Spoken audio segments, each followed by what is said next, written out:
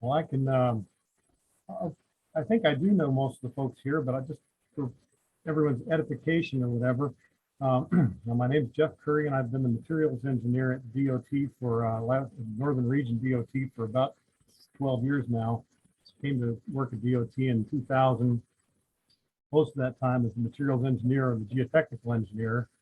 And in Northern Region, permafrost is our primary geohazard challenge for infrastructure.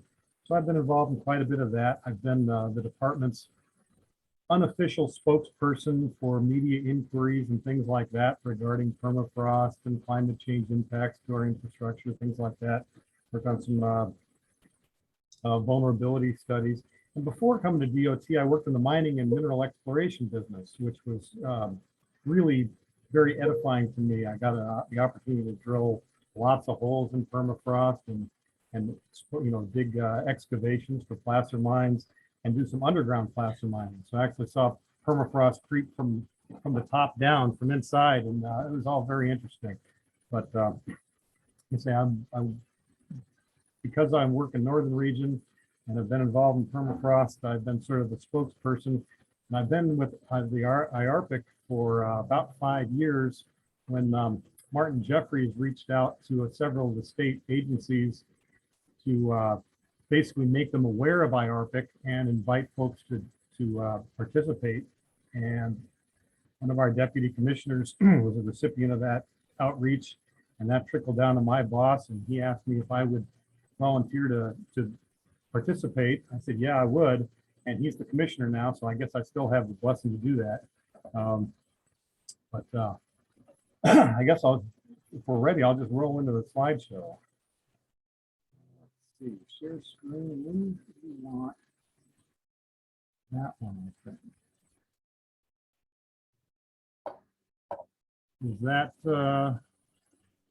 Is my main slide showing up there? First slide showing up? It is, yes. And you can see a laser pointer on there. Well, we've pretty much covered that slide already. Almost.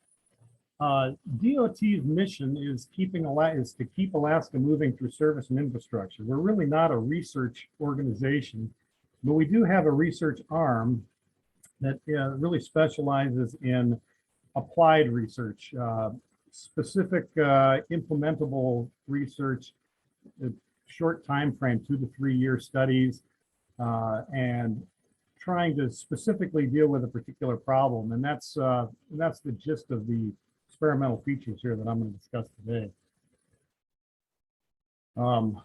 Everybody has probably seen that before, but takeaway is that Alaska is big enough that a one size fits all maxim doesn't always apply. A little bit about DOT. We operate about 5,600 centerline miles of road, which is not very much for as much real estate as we have. And if you're lucky enough to have a road that goes where you want to go, it's a real safe bet that there's only one. There's very little redundancy in our system, which makes every road, every highway very critical, and it complicates construction because you can't close roads that are the only road to get somewhere. We either have to maintain traffic while we're in construction or construct detours, which are problematic. DOT is the only Department of Transportation in the US that is responsible for airports. And more than half of the communities in Alaska are entirely off the road system and essentially 100% reliant on the airport system. Ted Stevens in Anchorage is the 4th busiest cargo hub in the world. Let's see, we've got maintenance stations because we've got that road system stretched all over the state. A lot of those maintenance stations are not in communities, they're actually camps because they're so far from any community that it doesn't make sense to commute, and the operators there work week on, week off rotations. The PF in DOT and PF doesn't stand for permafrost, although I like to joke about that. It stands for public facilities, which is DOT speak for buildings. We have about 730 of our own buildings, like the office I'm in right now, and those maintenance camps, and the snow removal equipment buildings at almost all the airports. We also maintain about 110 buildings for other state sister agencies. We've got the Alaska Marine Highway System, a ferry system that is operated through DOT. That's actually funded in large part through Federal Highway Administration, and it's considered part of our highway system, even though it's on water. We work in English units, but I will try to convert those as best I can to metric for the benefit of the smarter research folks here. Organizationally speaking, DOT has three regions. The green stuff down here is our South Coast region. It used to just be Southeast. About 10 years ago, they added Kodiak and the Aleutian chain. It is characterized by a very limited road system, highly reliant on the ferry system and on airports. The Lavender area is our central region, which has a lot of the Yukon Kuskokwim Delta in it, but my colleagues down there tend to focus on Anchorage and the Matanuska-Susitna borough because that's where the population are, and they actually have urban type transportation issues, transportation needs. Excuse me. And everything else is northern region. We've got northern region has a little over half of the roads, a little over half of the airports, most of the national highway system, most of the interstate highway system, and yeah, believe it or not, we have interstate highway classifications in Alaska, even though it doesn't connect to any other state. Go figure. But so it is. If you look at our permafrost distribution map, you'll see that the South Coast region more or less corresponds to our permafrost free zone. They got real excited when they got a little bit of discontinuous permafrost around Lake Iliamna and whatnot when that transfer may happen. There's a fair amount of permafrost in central region, but most of it is pretty remote, and there is not an awful lot on the main highway systems and in Anchorage and those areas. Some of the Parks Highway, some of the Glen Highway, certainly Chief Eddie Hoffman out in Bethel. But as you can see, the vast majority of the permafrost in Alaska, discontinuous, and all of the continuous permafrost is in northern region, which is why I'm here talking to you today. I know everyone here recognizes that permafrost is a thermal condition and not necessarily indicative of whether it's thaw stable or not. But in my business, when people talk about permafrost, what they usually mean is problem permafrost, which is to say ice rich and thaw unstable permafrost. So if I lapse into that, forgive me. One of the most common, probably the most common damage mechanism, failure mechanisms from thawing permafrost is settlement. There's actually a number of different failure mechanisms that are associated with it, but one of the most obvious ones certainly is settlement. On the left-hand side here, this is pretty far south on the Richardson Highway, and you look at this area here, this is constructed embankment. It's made out of river gravels. On top of that, this little darker layer is crushed base course. And on top of that is a layer of asphalt. And that obviously was constructed at one time and served just fine for a while. And at some point it had settled enough that somebody said, well, we need to put in another layer of base course to bring the profile back up to its old grade, another layer of asphalt. Then it served along for a while and had to do it again, this time not quite as uniformly. You see it's a little thicker here, base course a little thicker here than here to restore the grade, but another layer of pavement, and finally a fourth layer of pavement. So what we're looking at altogether here is probably on the order of about a meter of what I would call very well-behaved settlement. On the right-hand side, on the abandoned section of the old Richardson Highway, is less well-behaved settlement and differential settlement. And so, that's a kind of a different problem to deal with. One of my old boss used to say, we don't need to study permafrost, Jeff. We just need to dig it up and haul it to the dump. And to some extent, that's true, because as engineers, we really don't need to know necessarily what the cryostructure is, whether it's a reticulate or a taxic or micro-lens cryostructure, or really for that matter, when permafrost was formed or the details like that. But we're pretty interested in the properties of permafrost, the ice content, the distribution and heterogeneity, geometry of massive ice, presence of massive ice, things like that. And so knowing a little bit about permafrost does help us characterize and understand what we're dealing with. This situation over here, from an engineering standpoint, is pretty different from this situation over here. And this is unfortunately pretty common in the interior and throughout Alaska. The other most obvious and prominent thawing permafrost damage mechanism is this toe thaw and shoulder rotation. And what's happening here is, well, anytime you build on permafrost, inevitably you change the thermal regime. You're compressing or removing the vegetation that's there. You're changing the albedo. You're doing a lot of things that disturb the thermal equilibrium. But you're also adding quite a bit of thermal mass and an insulation value of that gravel. And in some cases, this is in Norvik, there's insulation in the embankment itself. And so if the climate is cold enough, it can be quite stable. In fact, in the middle of this runway, the top of this runway is roughly 45 meters wide. Pardon me. And in the middle of this, permafrost has graded up into the embankment. So that part of it's very stable. But at the toe, where that slope tapers down to the original ground, that is where you've got all the deleterious effects of disturbing the thermal equilibrium and none of the positive effects of adding any insulation or adding any benefit. And so inevitably, the toe of a constructed embankment is the first thing of a conventional embankment is the first thing to thaw. And we tend to build airports in flat places because airplanes like flying on flat runways, and also because a lot of the villages are in flat places.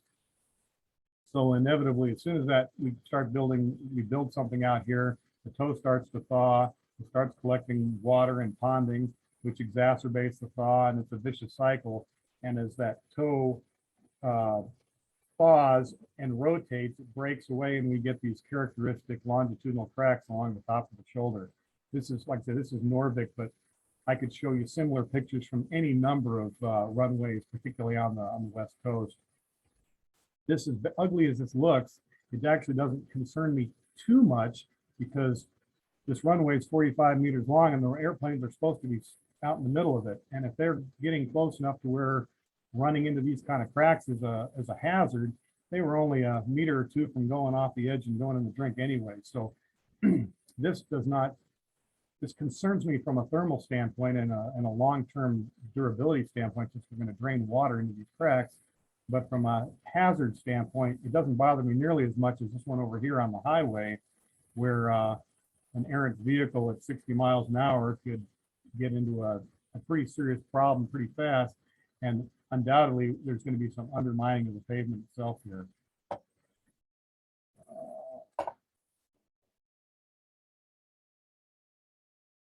So what we do about it, on the rare occasions when we build a new facility, most of the time we're actually working on existing facilities. But when we build a new facility, we build a new runway or realign a portion of highway or God forbid, build a new road, we try as best we can to avoid at least the worst of the ice-rich permafrost. And traditionally, we've done that by drilling and geological morphology mapping, but we've added geophysics to our in-house capabilities in the last few years, and that's very helpful. And in some cases, shifting the alignment, moving the center line of a proposed road, as little as 20 or 30 meters can move it from being on ice-rich, very problematic permafrost onto thaw-stable, frozen, permafrost, but gravel that is likely to produce much lower maintenance and operation problems over time. We can remove it. This goes back to my old boss's dig it up and haul it to the dump theory. And that can be a really good strategy if your permafrost is bad and thin, and you've got a place to put this stuff to dispose of it, and you've got a convenient, economical source of material to backfill with. That can be a good strategy, but that's frequently not the case. Disposing of it can be really problematic. And if you do the remove option, the dig it up and haul it to the dump option, you want to do that when when the air temperature is cold enough and frozen, so that you don't end up with this situation where it starts leaking into your cut, which means you have to backfill it with gravel that is probably frozen, which means you can't get good compaction on your gravel. So it's kind of a problematic solution, but it is one of the strategies.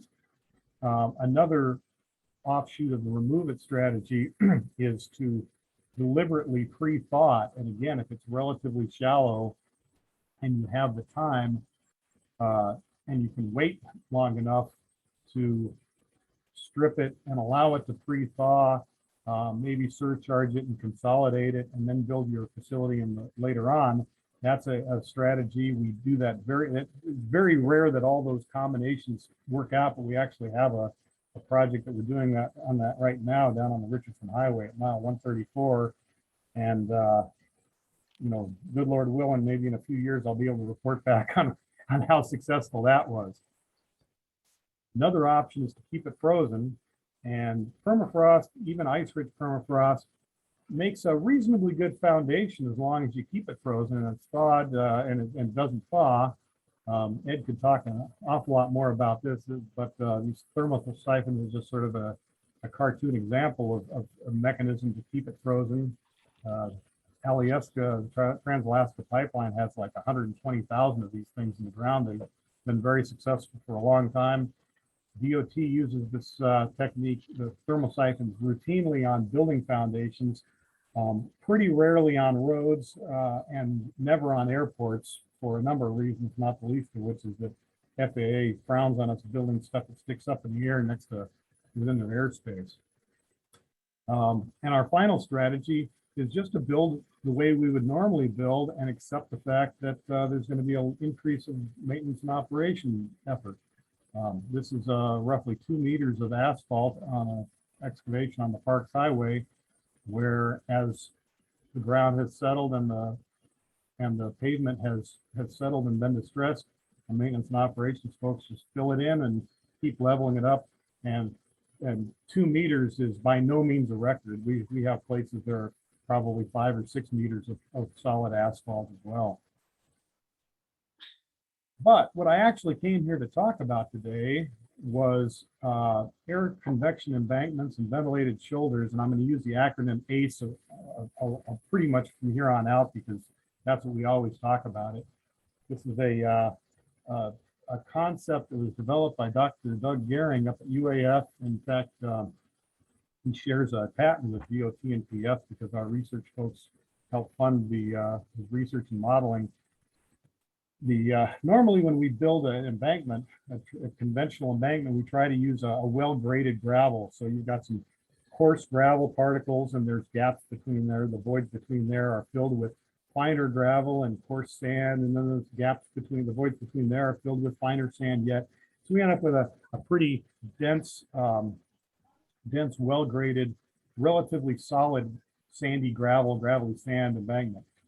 The ACE embankment concept is totally different from that. The whole idea here is to have this coarse, uniform size, very porous embankment with big enough interconnected voids so that air can circulate throughout it with limited resistance. And the concept here is that in the wintertime, well, in the wintertime, in the summertime, regardless, our ice-rich permafrost, particularly interior, is pretty warm, right? You know, maybe minus 0.5 C, maybe minus 1 C, but probably warmer than that, at least initially. In the wintertime, of course, our air temperature is much colder than that, well below freezing, maybe as cold as minus 40 or something. So if we can build an embankment out of this porous rock and then build a thin, conductive driving surface on top of it, that driving surface, that pavement structure, is nearly as cold as the air temperature, and the air that's directly below it is also very cold and dense. And the air at the bottom of that embankment, in contact with our permafrost, is relatively speaking warm and less dense. So that warmer, lighter air wants to rise within that porous embankment, and our cold air at the top wants to sink. And so we get these internal convection cells. And the takeaway there is that you're stripping heat during the winter time from the permafrost, transferring it to the road surface, and using the road surface as a radiator to transfer that heat up into the atmosphere. So as long as the air temperature, or I should say, as long as the air temperature in the upper portion of the ACE, as long as the driving surface is substantially colder than the permafrost, you're going to have a continual heat extraction system in this closed loop air convection. In the summertime, obviously the driving surface is much warmer than the permafrost, but that's okay because the air at the top is also warmer and lighter, and it's happy living on top. Cold air at the bottom is denser, and so you've got a stable air mass that doesn't have any tendency. Ellen, do you need some lunch? Because I could sit at the table. And then, and plus that all that void space and that rock makes it for a relatively good insulation. So the takeaway is that we've got a net heat loss year over year from this internal convection. The ventilated shoulders, or the ACE shoulders, as I'll call them a lot, is a similar concept. Instead of an internal convection cell, outdoor ambient air tends to enter into this rock that's placed on the edge of a conventional embankment, which is again much warmer than the ambient air. The ambient air warms up, travels up through the ACE rock, kind of like a chimney, exits at the top, drawing in more cold air, and again it gets a net cooling effect throughout the winter.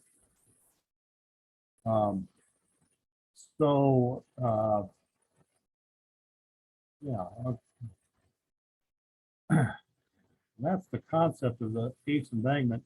Here's maybe the poster child for this. This is the Thompson Drive.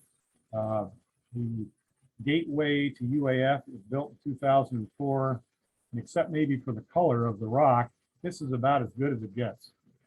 This is Brownsville Quarry basalt, which is no longer in existence. All the rock has been mined out of there for the Town on River Bridge project since then. But this is pretty uniform, blocky rock, good void structure. We made the contractor screen it twice to make sure it met the gradation of that uniform size, relatively uniform size gradation. There was a lot of scrutiny on this project because it was right here in Fairbanks and leading to UAF. A lot of technology, not just ACE technology, but other permafrost technology associated with constructing this. And when we instrumented it pretty thoroughly. So after the construction in 2004, one of the problems with DOT is we build stuff, and then we don't have a mechanism really to follow up and monitor it over time. Once the project closes out, funding stops, and we're kind of out of luck. But fortunately for us, Dr. Goering retired from the UAF and became emeritus and a okay, good. And as an adjunct, and now he wants to do some research. So we funded a research project for him to download data from 2005 through 2019, analyze it, and process it. That report will be coming out shortly here. But here's a takeaway, some excerpts from that from the ACE shoulder treatment. Remember, it was built in 2004. In 2005, this is the core of the conventional embankment. This is a hairpin thermosiphon, which is another thing that we can talk about another day. But this represents the ACE shoulder treatment. And after 1 year, we're developing a frost bulb here that's has a low of -8C. This is mean annual temperature. So it's averaged over the entire year. Remember, this is the location that typically thaws first. And so instead of thawing, we're actually creating a frost bulge here. After another year, it was down to minus 2.4 C. A couple years later, minus 2.8 C. And you can see this frost, these isotherms. We have really sort of super cooled the permafrost underneath here quite substantially. 2009, it was at minus 3.2. I'd love to tell you this, it keeps on going, but it doesn't. It pretty much stabilized around minus 3 C until about through year 2013. In 2014, we had a anomalously warm year. In fact, the local air temperature here, the mean annual air temperature was above zero for the first time, I think, in recorded history. And it warmed up somewhat. But since then, through 2019, even through this relatively warm period, it's been maintaining roughly minus 1.5 to minus 2 C. I don't have a graphic here for the full ACE. It's the same kind of trend as far as the cooling trend, a little bit less dramatic. So the takeaway is we've concluded that both the ACE shoulder and the ACE embankment work, but they're expensive and they're difficult to construct. And so we wanted to figure out ways that we could optimize this, reduce the cost, and make it a more cost-effective solution for more opportunities. And some of the brainstorm ideas we had were, do we have to use this angular crushed rock, which is hard to come by in a lot of parts of the state? Could we instead use rounded alluvial cobbles, which are are available in some of the river deposits in places where we don't have good bedrock? Could we use smaller gradations of rock and still have adequate void structure and permeability to make it work? And maybe most importantly, could we change the geometry of, particularly of the shoulder treatments, to reduce the amount of material that we need and still have good results? So out on the Alaska Highway, out near Dot Lake, we thought we had a quarry site available for making ACE rock. This is an area that has been thawing for many years. The road was built over permafrost. It was thawed down to a depth of roughly 10 meters. And it has been a maintenance nightmare ever since, at least until this project. We built a rounded ACE section, full ACE with shoulders through that most problematic area. Did some ACE shoulder treatment as well with rounded rock, and also put in some limited angular rock as controls. We had folks that said you couldn't build a road with rounded rock. It wouldn't work just from a stability standpoint. But we actually didn't have any constructability problems, and the thermal performance was comparable. Basically close enough that we couldn't tell a big difference between the thermal performance between the rounded rock and the angular rock. One of the things we did discover is, or confirm, is that the mean annual air temperature affects the performance, and the snow depth in particular affects the performance quite a bit, particularly if we get a lot of snow early in the year and it interferes with that ACE shoulder ability to circulate ambient air during the coldest months of the year. The takeaway here is that although we have not frozen the thawed subgrade yet, we are making progress doing that. The temperatures are declining. The road is performing well and has been much lower maintenance than it used to be. And we're pretty confident that over time we'll reestablish permafrost where it's thawed, which of course is a much bigger challenge than trying to keep permafrost frozen in the first place.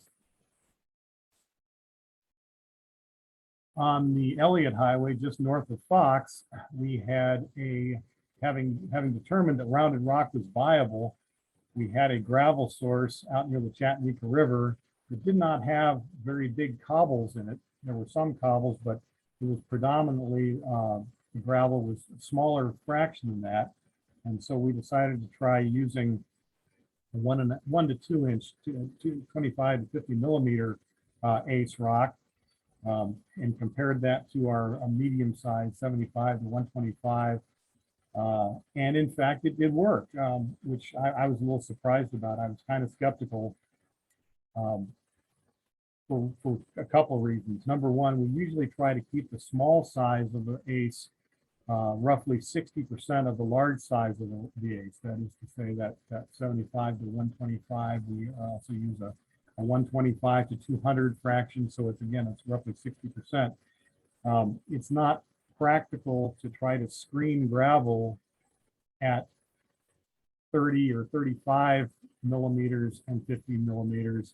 All the contractors have 1 inch and 2 inch screens. So the gradation band is a little bit wider, and therefore the porosity is smaller, is a little bit lower. But perhaps more important, the size of those interconnected voids are smaller, and therefore there's more resistance. So for that air circulation to take place through that porous rock, obviously permeability is a function of the size of the passages as well as the volume of passages. But surprisingly, it did work. We had some problems in the first year. We had some problems with contamination. We're not 100% sure whether that was in the manufacturing or in rehandling and stockpiling, rehandling the material. But we constructed a test section with contaminated ACE rock, and as you might expect, it did not perform correctly. Did not perform well. We had still instrumented it. In the next year, having identified that contamination problem, we had the contractor wash all the rock before they placed it, and that did work.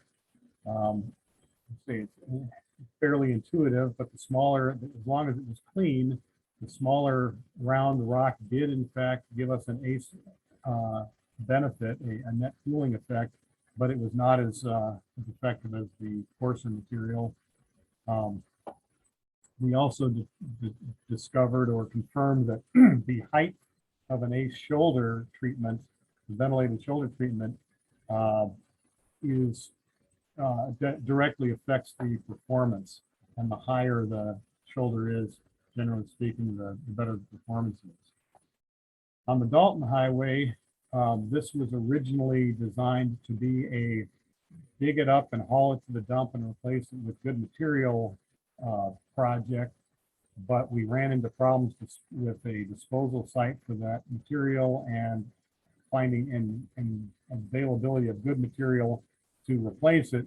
So instead, we built a conventional embankment with insulation in it and ACE shoulder treatments. And in this case, we wanted to vary the geometry of the shoulder treatments, and this was actually built on undisturbed permafrost, virgin permafrost, where we were shifting the highway, let's see, 120 meters roughly to the west to avoid the frozen debris lobe, which you may have heard of at mile 219, to buy us some more time before the frozen debris lobe impacts the new highway. It's already impacting the old highway. And again, the takeaway here was that the taller shoulders work better than the lower shoulders because we're trying to create a relatively smooth profile over undulating ground. The height of the embankment varied, and therefore the height of the shoulder varied. And we saw a pretty good correlation between height of the shoulder and superior cooling. The width of the shoulder mattered quite a bit less, which was pretty revealing and suggests that we can use narrower and therefore less rock than we intended, than we have historically used. An interesting thing about this project, we had intended to have a hard surface on the road, on the driving surface, but because of some settlement during construction, following construction, the decision was made to leave it in gravel to simplify maintenance and operations. The problem with a gravel surface is that during routine maintenance, you scrape some of that gravel surface off onto the shoulders, and we didn't want that surface material to start to penetrate and percolate into the ACE rock. So we had the contractor install or place some geotextile on top of the shoulder, hold it down with rocks to catch that gravel surfacing as it gets graded. This is a less than optimum design. Ideally, you want the top of that shoulder to be exposed to maximize the chimney effect. And it was there was a lot of debates about what was the lesser of two evils, but we determined that we put the geotextile on top, and if we really thought it was a bad idea, we could always remove it.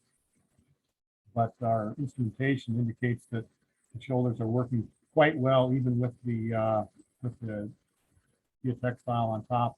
And again, perhaps that's especially true on the taller shoulders. So final takeaways from these various experimental features, which were the monitoring and documentation of which were paid for through FHWA, through our research and technology transfer group, is that the ACE rock works nearly as well as angular rock. So it's a viable strategy. The larger ACE works better, but the smaller ACE works too if that's all you've got. The taller shoulders work better than shorter. We're still trying to sort out some of the details in that. We had some instrumentation problems, particularly up there on the Dalton Highway, but also on the Elliott Highway, with data collection and data loggers, downloading data, and some technology that I'll discuss a little bit more in a sec. The ACE shoulders the ACE shoulder treatment does not have to be as wide as we thought. As little as 1 meter width seemed to give us nearly as much performance as 1.5 meters and 2.5 meters, which means we can use quite a bit less material. It also means that for a given amount of material, taller and narrower is better than shorter and fatter. ACE shoulders allow you to build a conventional embankment more or less at your leisure, and then add the shoulder treatment afterwards more or less at your leisure. They can be constructed simultaneously, but they don't need to be. Whereas building that true ACE embankment is really problematic if you're maintaining traffic. You basically can only do that on new construction or with a detour, so that you can close the ACE section off to traffic entirely. And as I mentioned, with so little redundancy in our system, that's a pretty problematic situation. So ACE shoulders have kind of become sort of our go-to. They are the cheapest thing to do. They're the easiest thing to do as compared to a full ACE. And if you can keep the toe of your embankment from thawing, you stand a pretty good chance of controlling the thawing of the entire embankment. We have struggled with getting contractors to meet our gradation specifications, and we've had some contamination issues, so our specification process is always evolving. We operate under a low bid contract environment, so when a contractor bids a job, they have to try to figure out what the least effort that they can put into it will be, and then figure out a way to bid that less than what their competitors are doing. And so we struggle to get them to meet specifications, and that's an ongoing challenge. Instrumentation, we used some very good data collection technology coupled with some overly complicated, in my opinion, data logging technology. And that cost us some data, and caused us a lot of grief. And the takeaway there is, don't try to skimp on your data loggers. In one case, we used Y connections to allow us to connect multiple cables to a single data logger. And they said they'd work great. They did work great as long as they worked. But as soon as we had a individual sensor go out on a string, it started scrambling the data, and some of that was very difficult to unscramble and retrieve, and some of it, frankly, we've lost. My final parting shot here is this ACE technology and thermosiphons and insulation where that's appropriate. All these technologies to keep permafrost frozen pretty much rely on winter cold temperatures to create a net freezing, a net cooling effect. And if air temperatures, winter temperatures continue to go up and the winters tend to become shorter and our summers become longer and warmer, all of these technologies are going to become less and less effective over time. And at some point, they're not going to work, which kind of begs the question, what our design life for these facilities ought to be. That's a soapbox issue for me, and we don't have time to talk about it today, but like I say, that's my parting shot.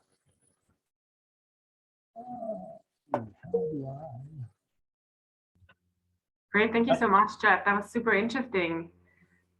I actually have a very first question already. When you say winter temperatures, how cold do they have to be on average? That's a good question. We're still processing data to try to figure out when some of these mechanisms kick in, what the threshold temperature is to make them work. The conventional wisdom and what our ACE design guide says is that you need an air temperature of 20 degrees below freezing. So let's say minus 10 C roughly to trigger that ACE circulation. But it's a function of more than the air temperature. That's certainly a piece of it, but the gradation of that rock, the size and the amount of those interconnected voids and the height of the column, which generates that unstable air mass in the flow through there, all those things are interrelated. But I guess I'm pretty comfortable saying that if the air temperature is minus 10 C or colder, you can expect a benefit from a reasonably well-designed ACE. And the shoulder treatment may be even warmer than that because it doesn't require that internal convection. But you're absolutely right. The gradient is what drives it. Cool, thank you. I see that Vladimir has a question. Go ahead. Yeah, very good presentation. Thank you, Jeff. My question is that you mentioned already that this design work very well when you can keep snow at least in the first half of the winter out of the surface. At the same time, if you have early snow and you have to remove the snow from the surface of the pavement or road itself, driving part, it goes on the shoulders. How you deal with this situation? How you keep the snow from covering the rocky surfaces? We don't, and that is an issue. Snow, particularly if it's naturally falling snow, is pretty permeable, pretty porous stuff.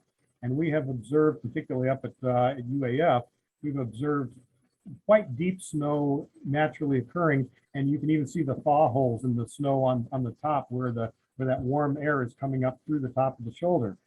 But it is an issue, and in higher snow years, particularly like you said, when we get a lot of snow that we have to plow, that densifies the snow as it lands on the shoulder. That is a problem, and it does reduce the performance. We observed that pretty clearly out on the Alaska Highway, where we had some pretty good snow data, and we had a year with one of our 3 years of data had quite a bit less cooling than the other 2 years. We went back and looked at the snow, and that seemed to be the correlation, the biggest correlation. This last winter, and we don't have any data from this last winter yet because of the nature of the schedules of these different projects, but this last winter with the freezing rain and ice on snow event is fascinating, and it'll be interesting to see if we can tell when that occurred. I suspect if it made continuous layer, then probably will shut the system. But it was already in December, kind of Christmas time. Yep. So by that time, maybe it was already, Right, but we should be able to see in the data a change in the temperature within those ACE shoulders. If there is a significant change after December. Of course, we had a cold snap right after then as well. So there's some conflicting things. And the ice we had in Fairbanks did not seem to be as prevalent once we got north of Fox. I spent some time out there, and although there was some ice, it wasn't as oppressive as it was here in Fairbanks, where we, you know. Yeah, at our natural sites, we got this rain event was really brought lots of heat into the ground. Yeah, temperature just got up very quickly and right at the freezing point because this rain was penetrating and freezing, taking extracting all that. Yeah, and also creating lots of heat during the freezing time. So that was great. I mean, yeah, your presentation was great. But you don't have any kind of big machinery that can blow the snow out from the shoulders, no? Well, it varies. There are places where the highway, where the and our maintenance folks have been on a budget reduction cycle for years and years. They really are trying to do more with less. So anything that adds to their burden is pretty much a non-starter. But there are places where the practice is to drive with these trucks that operate at 50 or 60 miles, 55 miles an hour, and they blow it. And in some cases, they blow it far enough that it would not interfere with the shoulder treatment. Other places where we use graders, it just sort of rolls off and rolls right onto and so it varies. And obviously the height and the steepness of the shoulder affects where that snow accumulates. But you are certainly correct that is a factor, and it's one of the things that we try to take into account when we use or don't use these technologies. Yeah, thank you. We have a couple of minutes left only. If someone has a very quick question, go ahead and ask it. Yeah, John, go ahead. I guess just maybe a broader question about scenarios and planning for the future at DOT, especially in a region like Fairbanks or interior Alaska, where you're kind of already been in this discontinuous zone. Maybe wholesale loss of permafrost is happening from different areas. And it seems like a lot of it is, obviously you put a road on a surface, it's going to affect things independent of climate. But with climate, you're almost kind of managing this transition to a non-permafrost state in the coming decades. I'm wondering if that is like at least from an engineering perspective, going to make things a lot easier, say by 2050, and how you budget your resources and how you deal with the a place that historically has had permafrost and now maybe doesn't. Yeah, that's a great question. It's probably more than we can really address in a minute here, but the short answer is DOT really does not have a policy for that at this point. There are ongoing discussions. We've established a resiliency team, which I'm on, and that is one of the discussions we're having. But for years, historically, we did our thermal modeling and our road stability analysis, assuming based on previous 30 continuous years of data, with no forecasting or climate change figured into it or anything. We've evolved beyond that, thankfully. We use SNAP data now, and we're currently using the 8.5 model for SNAP data, but we don't have a policy for design life. And there's a concept of design life when you build a facility, a road, for example, is that you build it for a 30-year design life, but that design life is intended to say that the geometry will be adequate for the capacity 30 years from now. And it's like, how many lanes do you need? Do you need passing lanes? Things like that. It really doesn't go to the question of, well, is it going to start failing in 30 years and sinking into the ground? That's a different mindset. We have a pavement design life of 15 years in most cases. The idea being, if you get 15 years out of a pavement, then you can rehabilitate it and repave it. But again, the concept of the embankment itself failing catastrophically is not in that mindset.